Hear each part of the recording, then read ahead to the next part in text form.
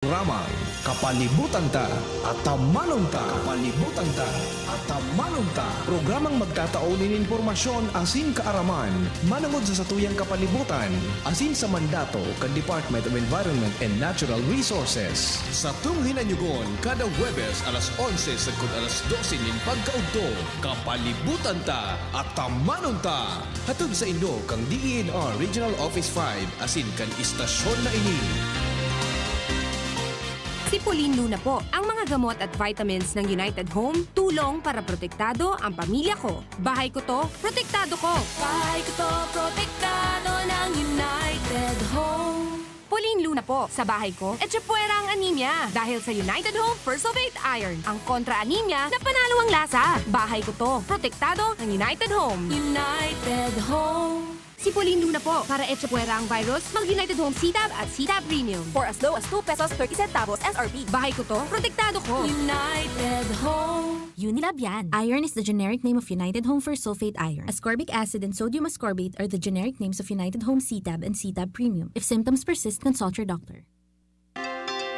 Inihahatod sa Indo kang Department of Environment and Natural Resources, Regional Office No. 5, ang programang Kapalibutan Ta at Tamanong Ta. Kapalibutan Ta at Tamanong Ta. Programang magtataon ng informasyon asin kaaraman manangod sa satuyang kapalibutan asin sa mandato kan Department of Environment and Natural Resources. Kapalibutan Ta at Tamanong Ta.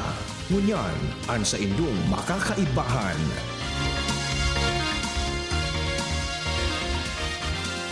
Marahay na aga sa gabos ng mga paraan tabay, mga kaimanwa, kamusta po kamo? Ako po si Joan Mariscotes para sa programang Kapalibutan Ta at Tamanong Ta. Magkakairibanan po nindo kami ngunya na Huwebes, petsa 13 kang bulan ng Mayo taon 2021. Mapaabot kami sa Indonin mga impormasyong may kinaaraman sa pang-urual daw na buhay bilang sarong namamanwaan na nagmamakulog sa satong kapalibutan. Para sa indong mga kahapotan, mag-apodig sa station sa 4805509 kada Miyerkules or sa CP number man po na Globe 0926-708-9933. Ulitin ko po sa cellphone number na Globe 0926-708-9933. Asin man po kung kamo smart, pwede po kamo sa muya mag-text sa 0968-625650. Sa Giraray, ulitin ko po ang samuyang smart hotline, 0968-625650. O kaya na pwede man po magdulok sa samuyang opisina, Lunes, sundo, Biyernes, poon alas 8, sundo alas 5 ning hapon. Asin pwede man na magpadarakan sa indong mga kahapotan o mga suhestyon sa samong opisina na makukuha sa Regional Center Site, Rawis, Legazpi City. Kami sa Induman pong naaantabayan sa internet as in sa Facebook page kang DZGB. Ang DENR Ngunyan. Ang DENR Ngunyan. Mga pangyayari asin aktibidades sa implementasyon kan mga programa kan Department of Environment and Natural Resources, lokal asin nasyonal. Anion ang sa indong tagapagbareta. Ini ang katiripunan kan mga bareta sa DENR Ngunyan. Hawksbill turtle na na-rescue asin binuhian sa Catanduanes. Coastal Habitat Assessment, ginibo sa Catanduanes. Socio-economic environmental baselining pigkondusir sa Camarines Sur. Sa katiripunan kan mga bareta, sarong Hawksbill turtle and pig turnover ni Mrs. Salvacion de la Cruz, residente kan Barangay Sukhan, Bagamano, Catanduanes, sa Provincial Environment and Natural Resources Office kan Catanduanes, sa pamamayo ni Penro Officer Imelda Baltazar. Base sa ginibong investigasyon kan technical team kan Penro Catanduanes, ang Hawksbill turtle nakuha na nakapurupot sa ikot ni Ryan de la Cruz na aki ni Salvacion.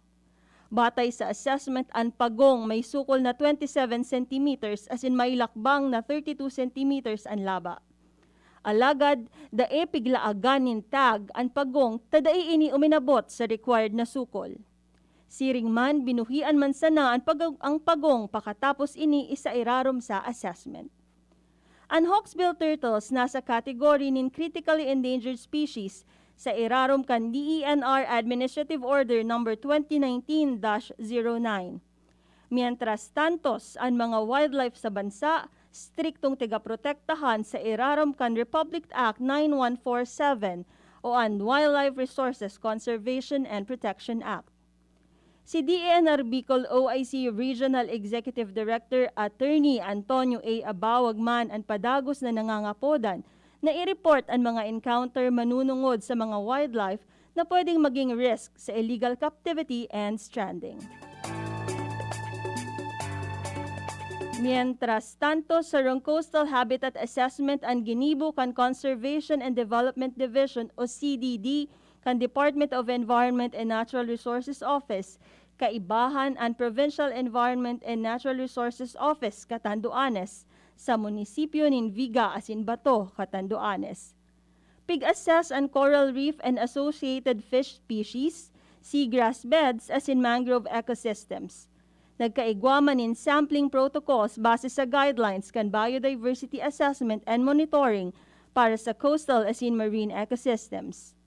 Ang ginibong assessment makakatabang sa pag-monitor kan status as in kondisyon kan mga coastal habitats. Siring man, ang aktibidad na ginibo parte kan pagtabang kan DENR sa local government units para sa pag-establishar kan Coastal and Marine Ecosystems Management Program o CMEMP kan ahensya. Ang mga resulta kan assessment magiging parte kan Integrated Coastal Management Plan, kung saan magiging kagamit-gamit ini para sa Comprehensive Land Use Plan kan nasabing mga LGUs. Kinundusir kan Production Forest Management Section o PFMS kan Conservation and Development Division sa irarom kan DENR 5 ang Socio-Economic Environmental Baselining kan Presentasyon Interrelated Livelihood Agriculture Cooperative, kaibahan ang mga representantes kan Community Environment and Natural Resources Office kan GOA.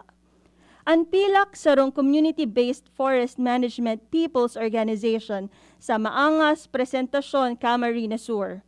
Iniman may aprobadong 50 hektarya nin agroforestry na proyekto para sa CY 2021.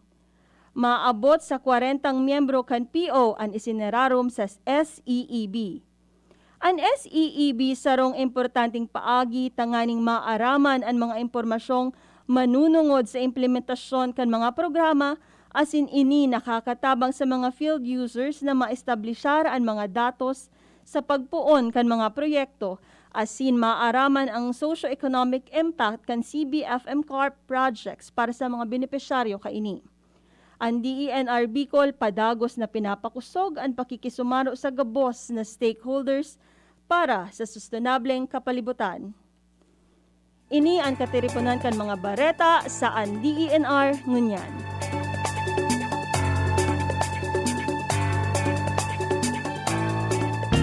Kapalibutan ko, namumuktan ko. Kapalibutan ko, namumuktan ko.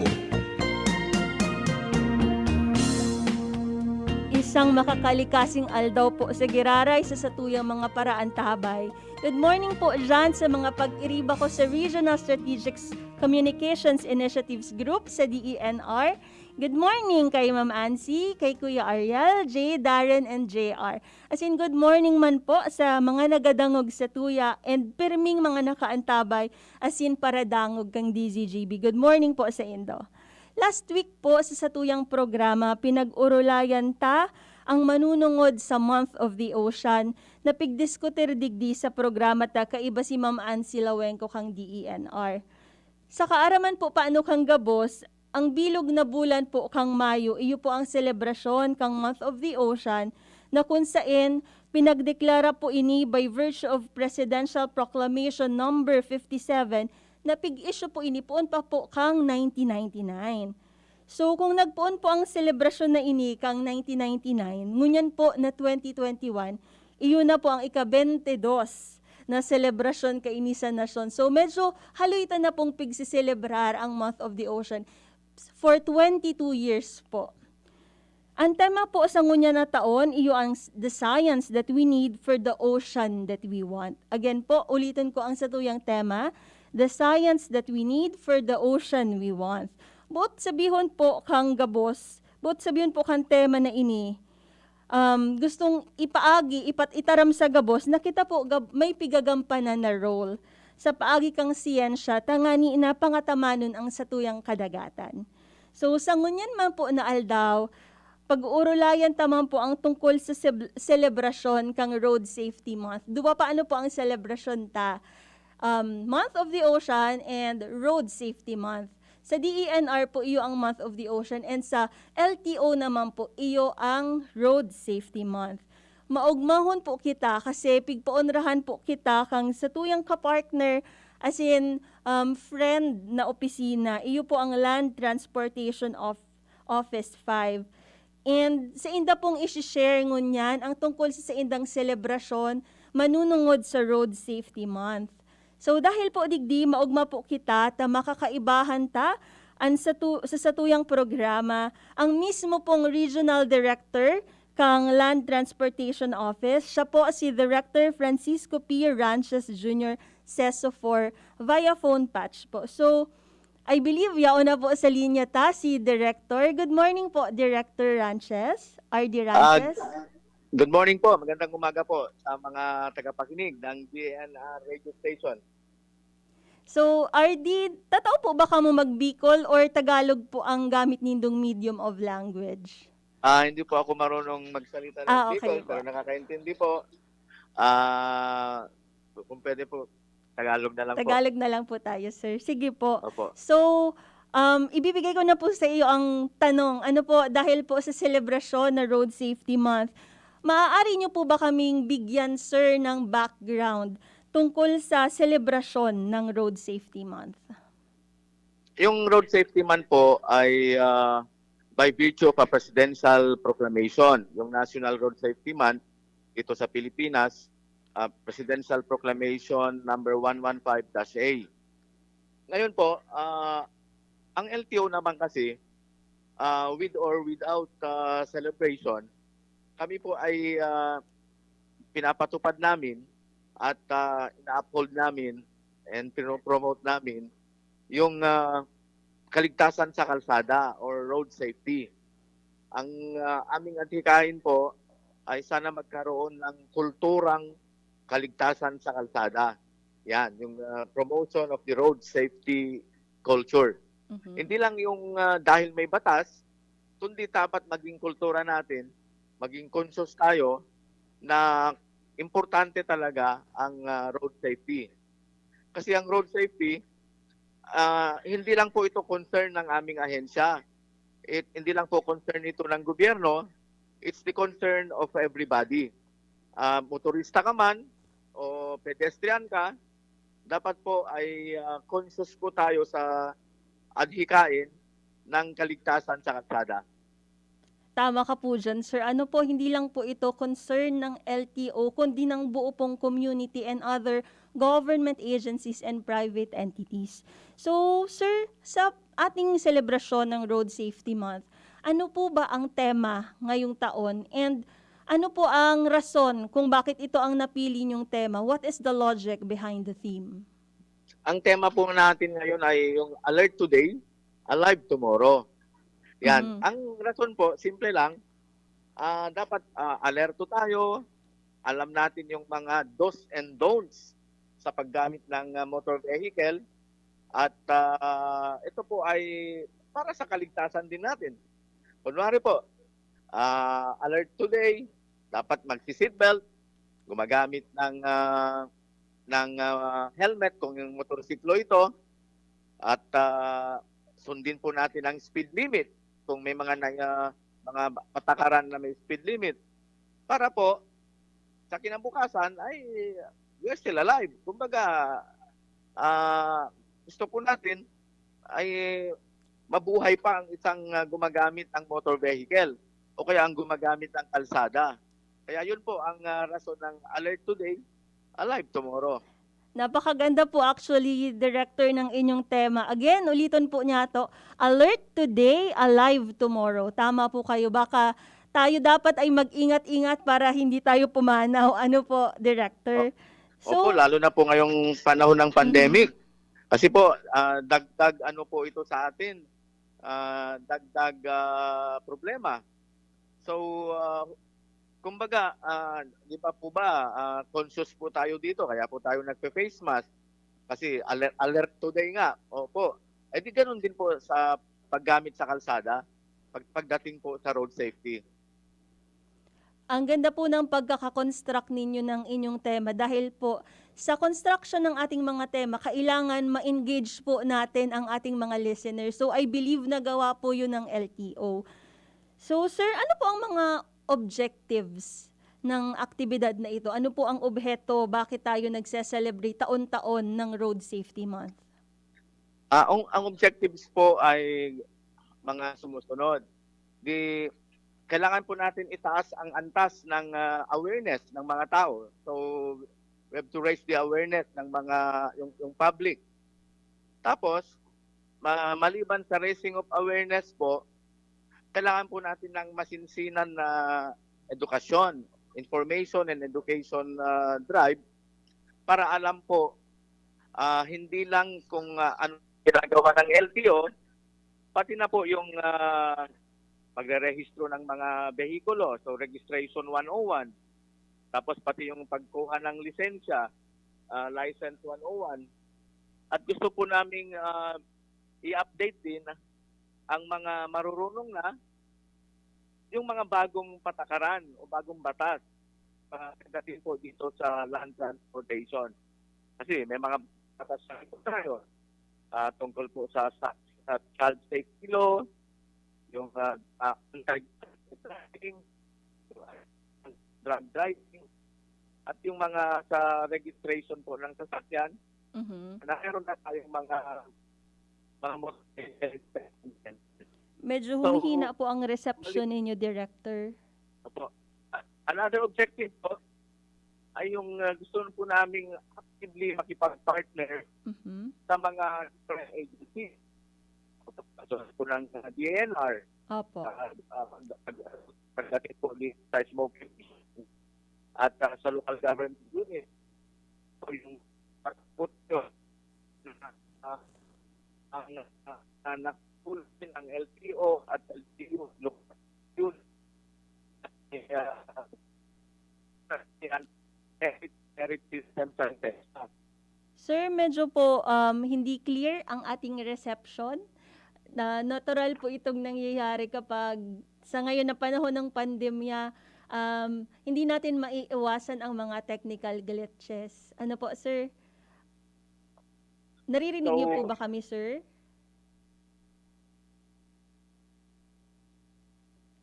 Pwede po ba kaming mag-request na tumawag po ulit?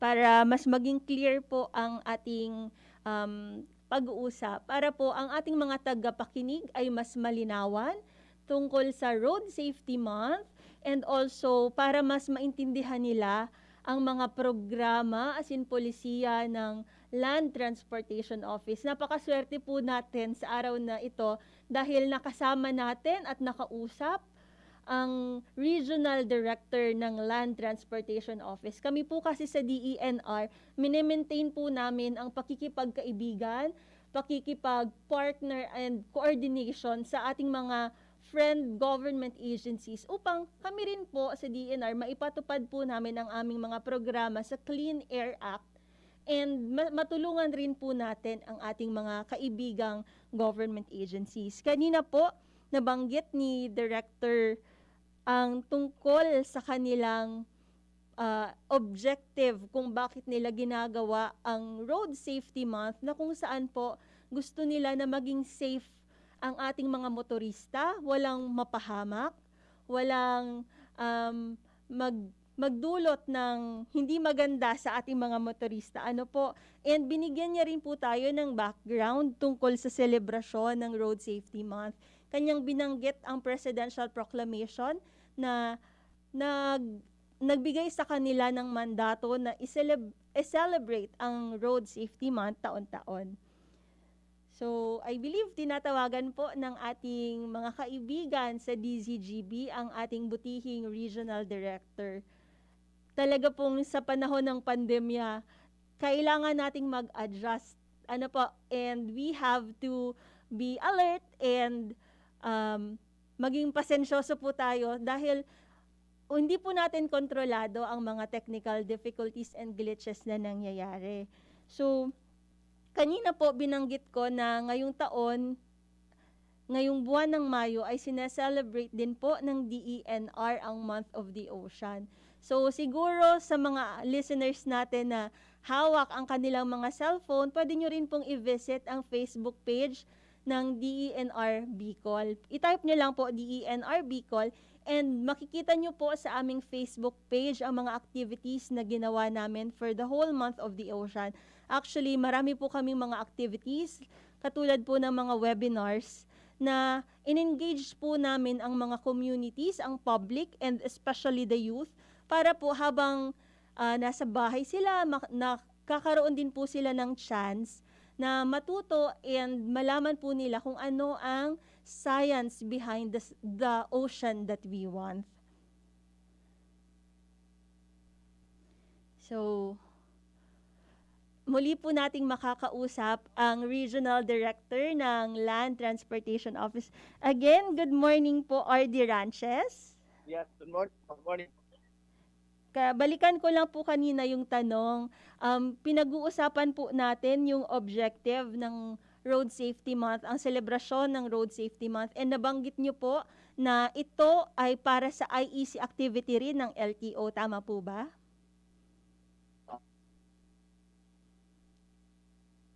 Sir. Good morning, sir. Sayang kung walang pandemic, face-to-face sana kami ngayon ni RD Francisco Ranches Jr., ang Regional Director. Hello, naririnig niyo po? Yes po. Okay, clear na po ba? Apo. Hello? Yes po, sir. Naririnig ka po namin. Okay.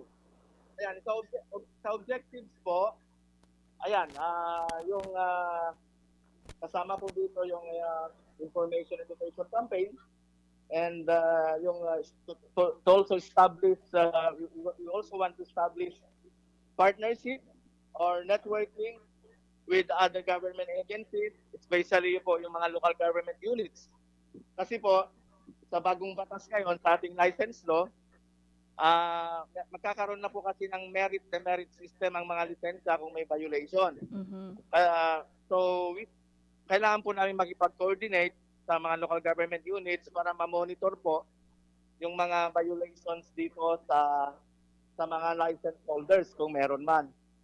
Kasi ang kapalit naman po yan sa pag-i-stricto ng LTO, kung wala pong violation, starting the month of October po, yung mga nag-expire na, mabibigyan na po sila ng 10 years validity, yung mga wala pong violation na license holders.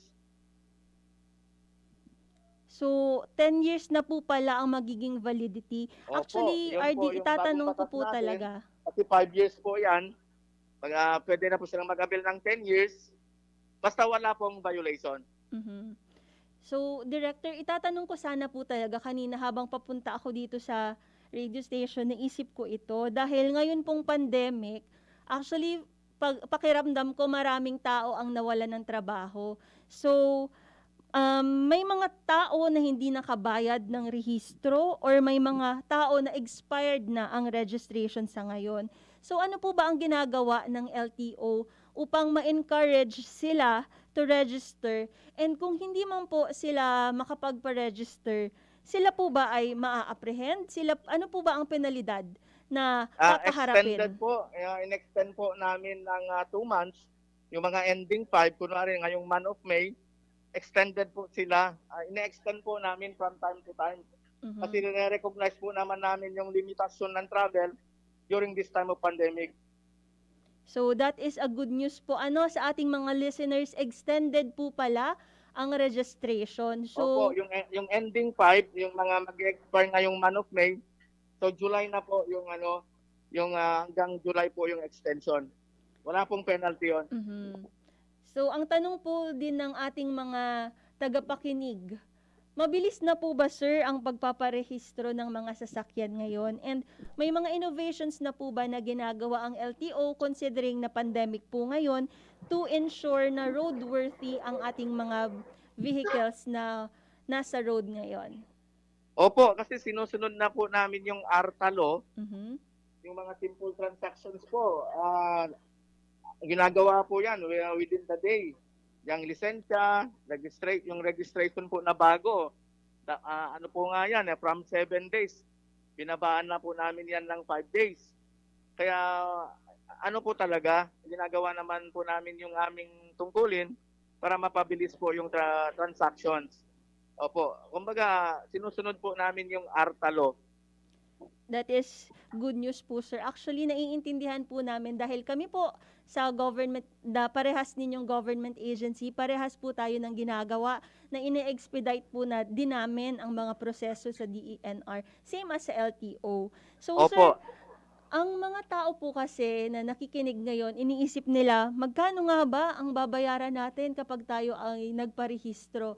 So, pwede niyo po ba kami, sir, bigyan ng mga rough estimate lang po na mga magagastos para po ang ating mga nakikinig, maengganyo po sila na, ay, sapat pala ang pera ko para makapagparehistro. Depende po kasi yan kung 4 wheels. Mhm. May classification po kasi yan. Depende pag 4 wheels, kung 2 wheels, ano po yun. Iba-iba po kasi yung classification yan. Opo. Kaya depende pa pag renewal o kaya new. Siguro po we can give i-post po namin sa aming FB page Okay po. para po lalong mas accurate na makita ng mga kapatid natin. That's good po, sir. Thank you very much po for that information na ang ating mga tagapakinig, pwede ninyo pong i-visit ang Facebook page ng LTO para masagot po ang inyong mga katanungan tungkol dito. Opo. Saka pwede rin po silang mag-query doon. Mhm.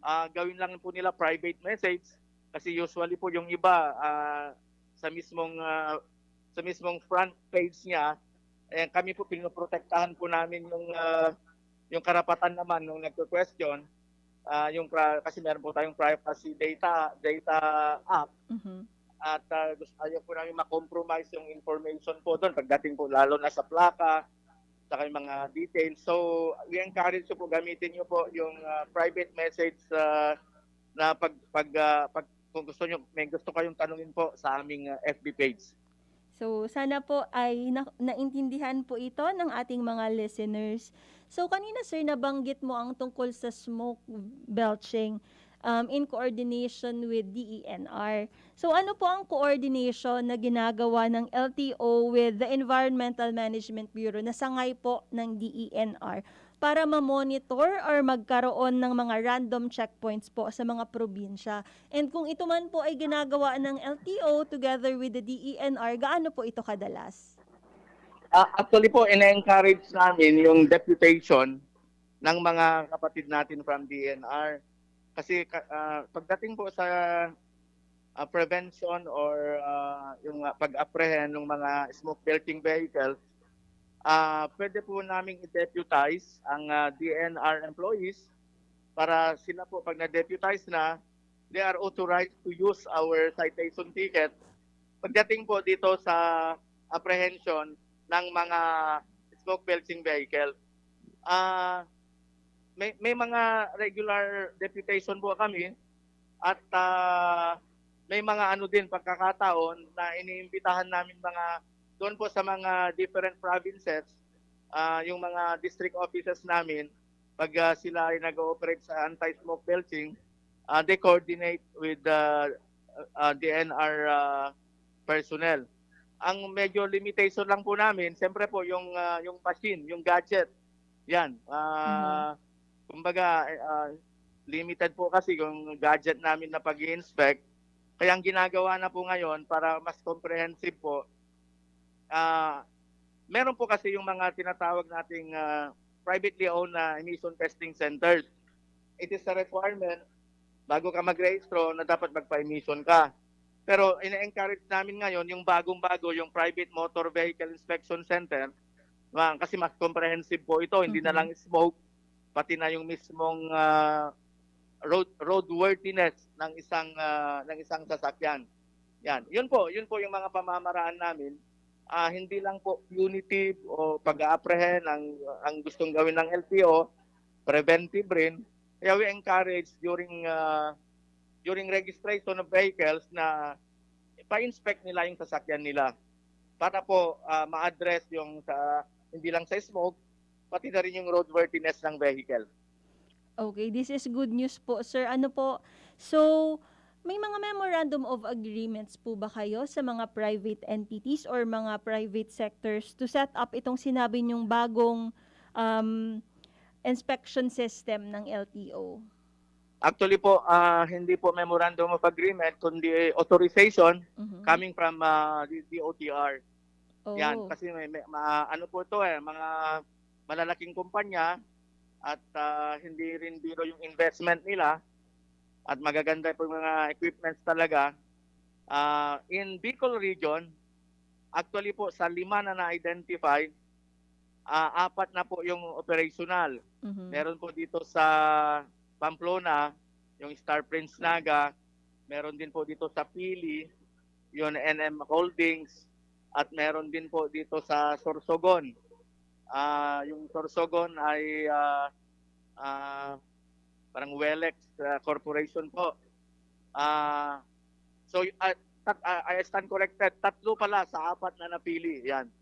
Yung dito naman po sa Ligao, hindi pa po tapos yung pag-set up and construction of the Motor Vehicle Inspection Center.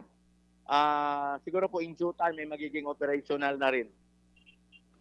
So, sana po, napakarami po pala ng inyong mga centers ngayon, RD. Thank you po for sharing that to us. So, balikan ko lang po ang tungkol sa Road Safety Month. Ano po, sir? Ano po ang mga activities na naka-line up ninyo sa buong Road Safety Month? Kasi po baka nag-aabang din ang ating mga listeners kung ano ang mga activities na gagawin ng LTO. Opo, actually po, may 2 weeks na activity kami dito sa SM Legazpi because they have given the venue for free sa amin. Oh. Yan, nag-umpisa po nung Lunes. Meron pong ano diyan, yung free theoretical driving course. Yung theoretical driving course kasi it's a requirement bago ka makakuha ng student permit. Binibigay na po namin yan na free. Yan, tapos na po yung first batch. Papasok na ngayon yung second tapos hanggang third batch. Tapos ongoing po ngayon, today kagagaling ko lang sa Legazpi District Office, yung deputation of PNP. De-deputize po namin yung mga PNP from Albay Province, specifically galing po sila sa Ligao, Tabaco, and Legazpi. Yan, bakit namin po sila din-deputize? Para meron po kaming katulungan sa pag-enforce ng batas pantrapiko. Kasi po pag ang isang enforcer ay deputize, pwede po nilang gamitin ang aming tinatawag naming citation ticket. Yan. Pwede po nilang gamitin at magiging partner po namin sila sa pag-enforce ng mga batas trapiko.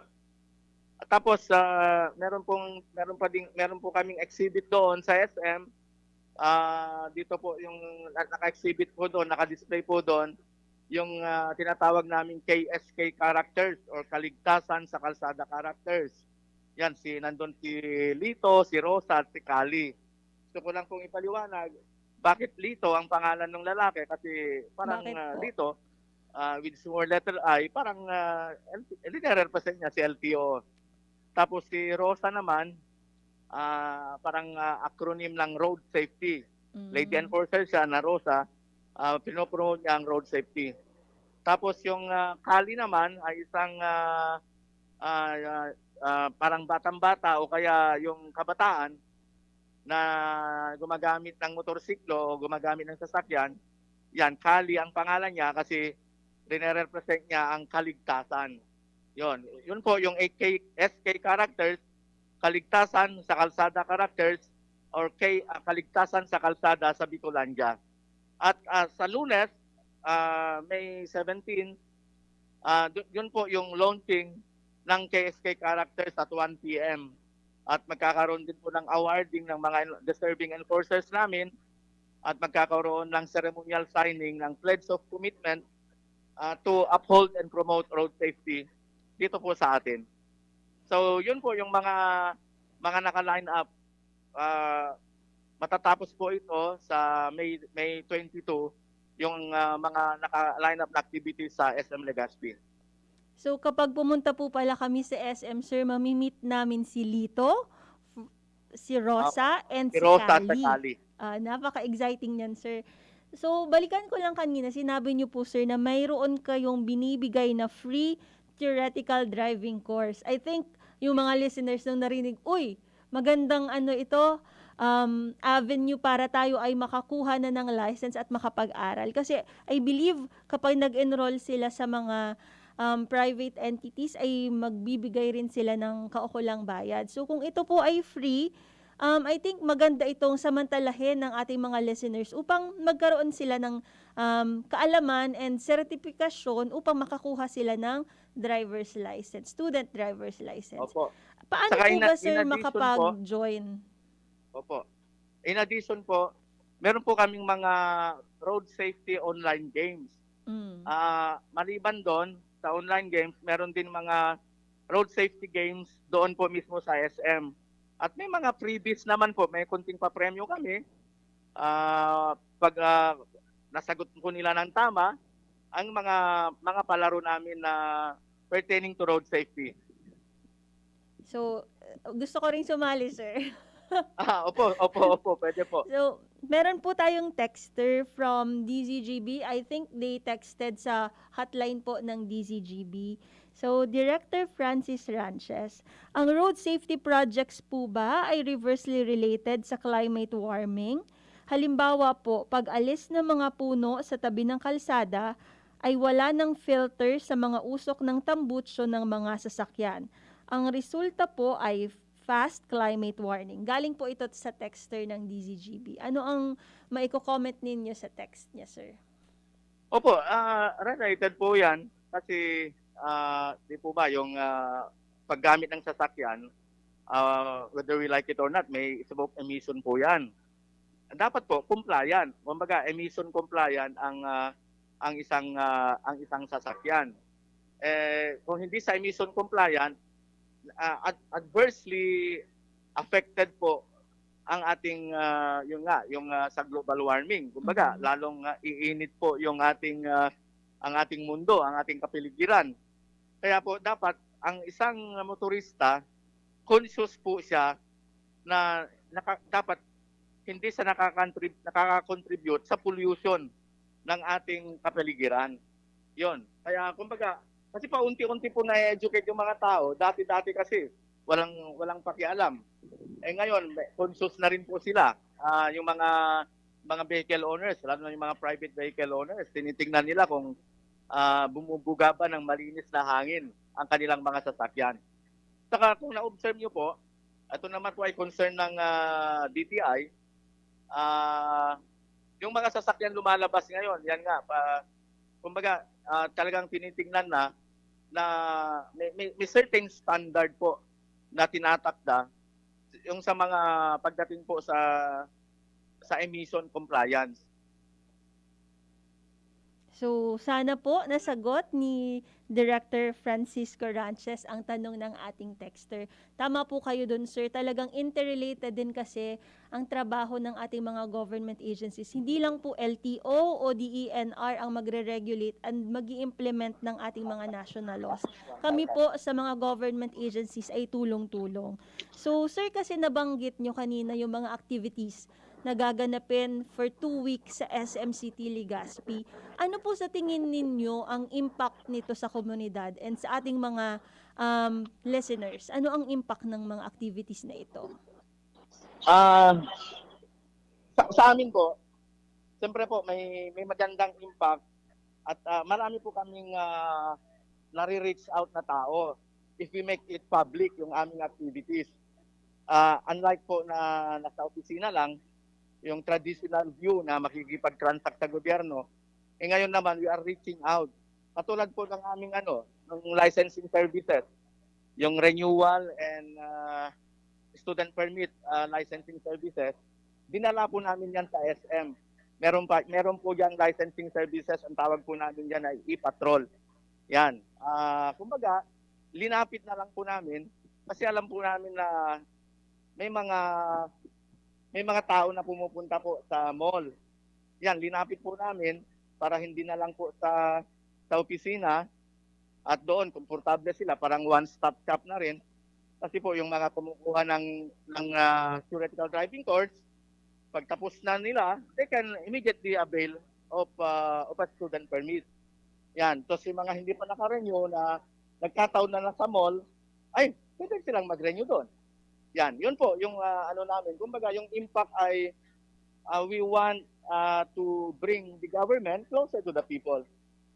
Actually, maganda nga po na dinala ninyo sa SM kasi mas malaki po ang space, ang building ng SM. And kung marami man pong tao, talagang mapapractice po natin ang social distancing dahil sa panahon ng pandemya, kailangan po nating maging extra careful. Ano po, RD? Opo. Yun, So, kasi napaka-stricto din ng SM pagdating po diyan sa health protocol. mhm. So, dito po sa inyong mga activities, mga programa, mga palisiya sa LTO, ano po ba ang mga kinakaharap ninyong difficulties in its implementation? Yung yung mindset. Yung merong mindset of resistance. Mhm. Kasi po pag may mga bago kaming panukala, ay parang yung mga tao kasi may negative mindset or they resist it. Pero ang bottom line is this.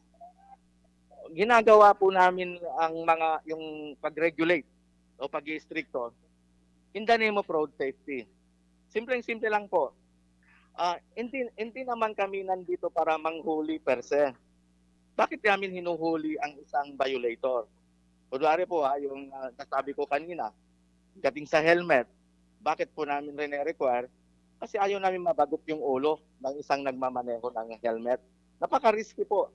Mamaneho ka na walang helmet, tapos mabilis ka pa. Pag sumalpok ka, sana naman huwag. Ay nako, yung talagang bagok yung ulo. So kumbaga, scientific po yan. Pati po yung paggamit ng seatbelt, naiinis sila kung nasisita sila. Pero alam niyo po ba na ang daming nasasalba ang buhay dahil sa paggamit ng helmet, lalo na pag nag-sudden brake o kaya bumangga siya. Kumbaga, nandyan po yung risk palagi. Yung risk po ng isang nagmamaneho. Ang laki po ng risk. Kaya dapat po defensive driving palagi. Kaya yun. Kaya po kami nag-i-stricto as a regulatory agency. So, yun po, yung paraan tingin nila kami ay kontrabida, pero hindi po. We have to realize the inner reason bakit po kami nag-i-stricto. So, sa tingin ko, RD, hindi naman kontrabida ang tingin ng mga tao sa inyo. Actually, ang idea ko dyan is parang tough love. Parang mahal ng LTO ang mga tao. Parang tatay, di ba? Kapag ang tatay Opo. nag-i-stricto sa anak, it doesn't mean na hindi niya pinapahalagahan or minamahal. It's because of tough love. Ano po, RD? Tama ba? Opo. Speaking of that po, kaya nga po dapat yung mga parents natin ay huwag po tayong masyadong bigay hilig din sa mga anak natin na gusto magpabili ng motorsiklo o kung magpabili ka agad ng sasakyan. Although ngayon, pwede ka nang kumuha ng student permit pag 16 at pwede ka nang maglisensya pag 17. Pero timbangin po natin. Kumbaga, siyempre, yung mga bata po ngayon, yan, mga fearless yan, adventure, gusto ng excitement. Pero bago po natin sila bilhan ng sasakyan or encourage na magmaneho, timbangin po natin. Yan. Kasi po, medyo mapusok po ang kabataan pagdating po sa adventure. Yan. So, ang ano po namin, kaya nga sinasabi ko kanina, yung road safety is the concern of all at gawin po natin kultura. let us promote a culture of road safety. So, thank you very much, RD.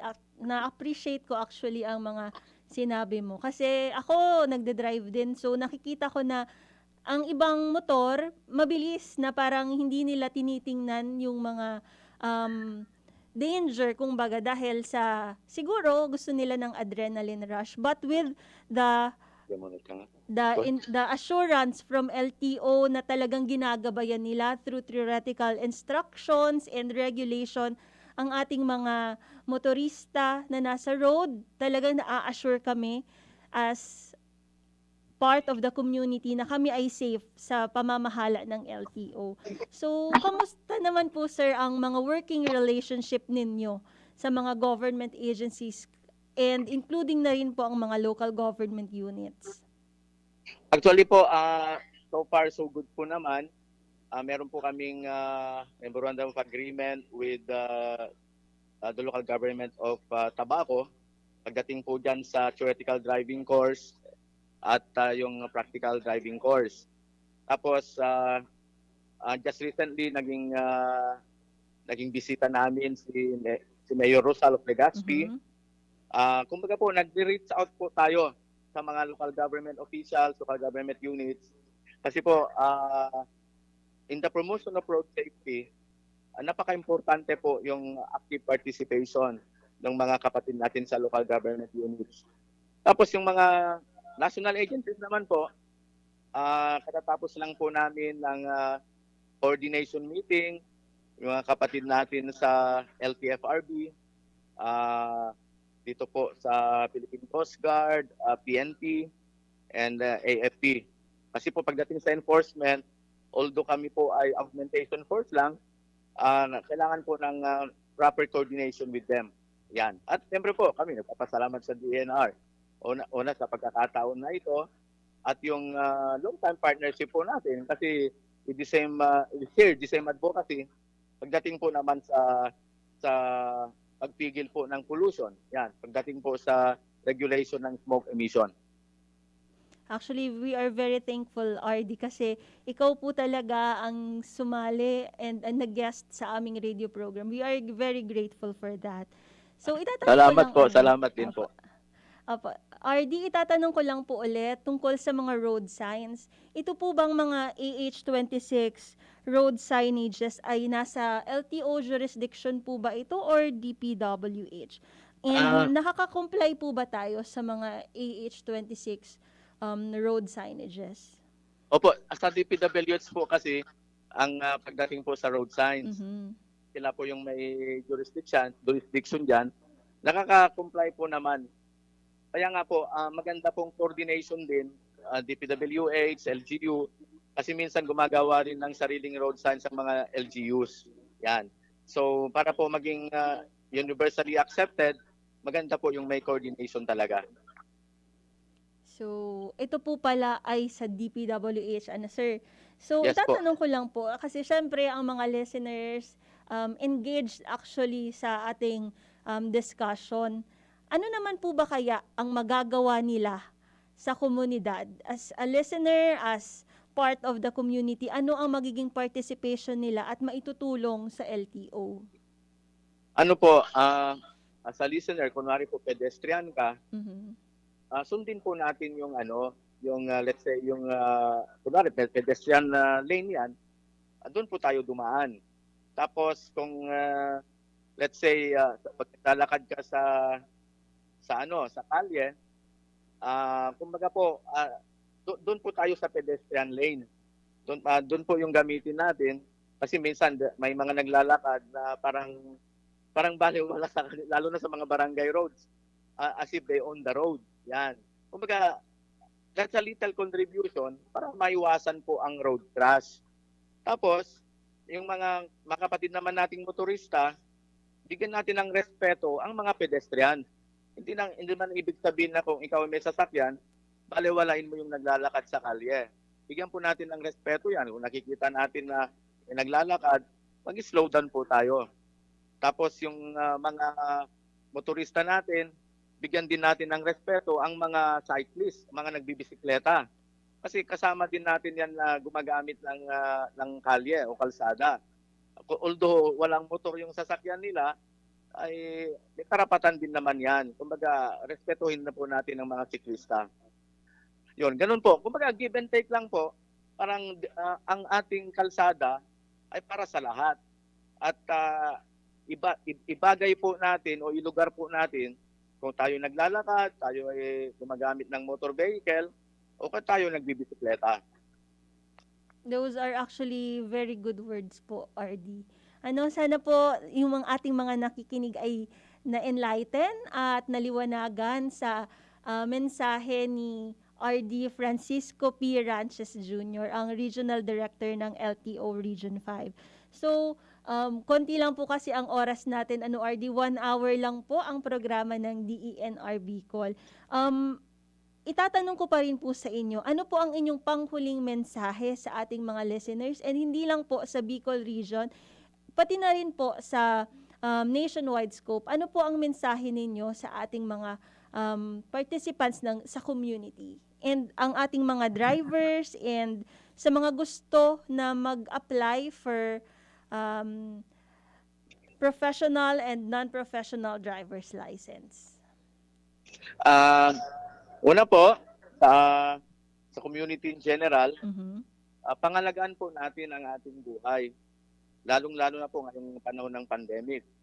Kung tayo po ay sumusunod sa mga health protocols, katulad po ng paggamit ng face mask, paggamit ng face shield, o kaya hindi paglabas sa bahay, sana ganun din po pagdating po sa paggamit sa kalsada.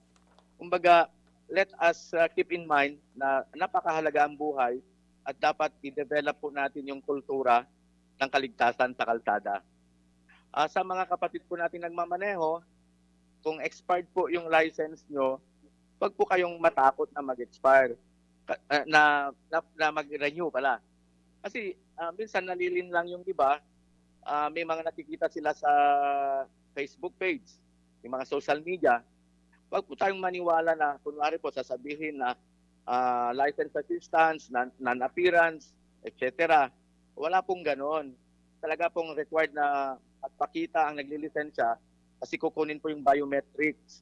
Kumbaga yung kanyang biometrics ay talagang kukunin po yon, and personal appearance po. Pati po sa registration, wala pong non-appearance. Kailangan pong ma-inspect yung sasakyan. So wag po tayo palinlang sa mga napapublish sa social media na sinasabi doon na for a certain fee ay non-appearance, madali ang paglisensya, madali ang pagrehistro, ay bawal po yan actually. Kumbaga, ang authorized po talaga ay mga LTO offices. I-avail po natin ang yung the legal way of doing things para po walang nabibiktima ng mga fixers.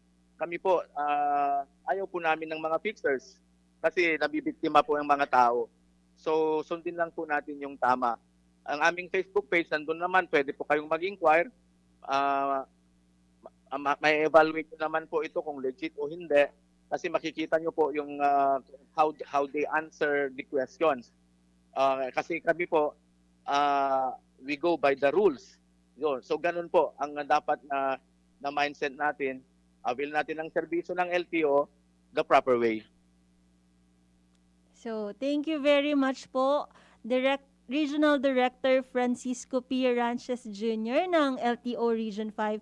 We are very grateful dahil pinaunlakan po ninyo ang imbitasyon ng DENR 5 na kayo ay maging guest sa aming radio program na Kapalibutan Ta at Amanon Ta. And we would like to continue our partnership with the LGU and with the LTO rather, and our friendship with the officer. Thank you. Okay, salamat po at gandang araw po sa inyong lahat. So, ating pong napakinggan ang ating guest from LTO, ang butihing Regional Director na si Director Ranches Jr. So, ito rin po ang naging magandang diskusyon ang ating tungkol sa Road Safety Month.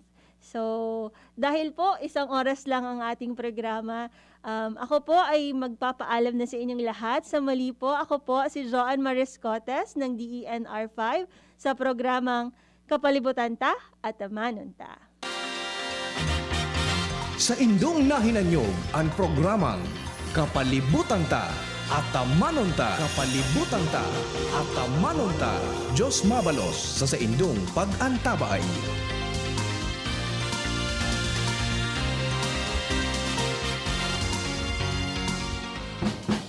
Attention!